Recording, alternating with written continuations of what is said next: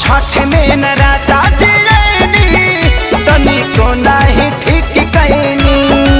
तो सुनी सचहू में बनी रवा ले जी राजा करे जा बोली उखिया ले आवे खाती के करा के भेजी राजा करे जा बोली उखिया ले आवे खाती के करा के भेजी। बोला बोला सूरज देव की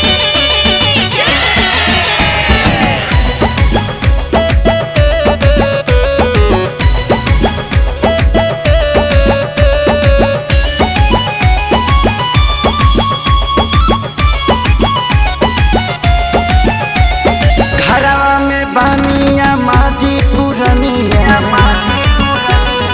यहाँ के भेजब तो कही का दुनिया घरवा में बानिया माजी पुरनिया यहाँ के भेजब तो कही का दुनिया तरौरा पूजा में देखवनी न तेजी तेजी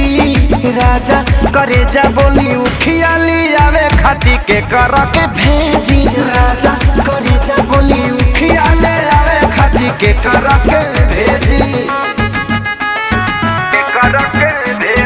उखिया ले आवे खाती के कर के भेजी।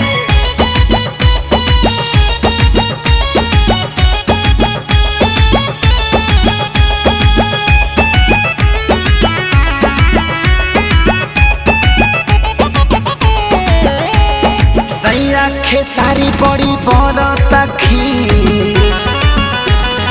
यादव राज बाट रउले बीस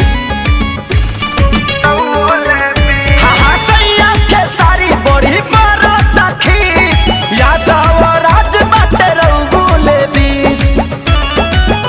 हारी कोई हम के ओजी एजी राजा करे जा बोली उखिया ले आवे खाती के करा के भेजे राजा करे जा बोली उखिया ले आवे खाती के करा के भेजे।